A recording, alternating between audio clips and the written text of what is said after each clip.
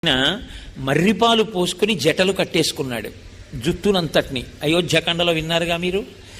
ఇప్పుడు ఆయన పట్టాభిషేకం చేసుకోవాలి. పట్టాభిషేకం చేసుకోవాలంటే రామచంద్రమూర్తి నిత్యాగ్నిహోత్రీకుడు. మహానుభావులు నిత్యాగ్నిహోత్రీకులంటే అసలు ఆ వర్చస్సు, ఆ వినయం. మొన్న ఇక్కడికి మే 11వ తారీఖు సాయంకాలం విజయవాడ నుంచి హరిప్రసాద్ గారు తీసుకొస్తే వాళ్ళ దర్శనం చేత పునీతులమయ్యాం మనందరం. వాళ్ళు సాయంకాలం అగ్నిహోత్రం చేసుకుని ఇక్కడికి వచ్చారు. ఎంత వినయమో, ఎంత విధేయతో. చదువుకోవడం వేరు, వినయం ఉండడం వేరు. ఏదో తెలుసు అనుకోవడం వేరు, దాని చేత ధూర్తతనం ప్రబలడం వేరు. ఆ ధూర్తతనం ఉన్నప్పుడు ఏదీ రాణించదు ఆ వినయం లేకపోతే. కాబట్టి రామచంద్రమూర్తి దగ్గరికి ఆ క్షురకర్మలో నిపుణులైన వాళ్ళని తీసుకొచ్చారు.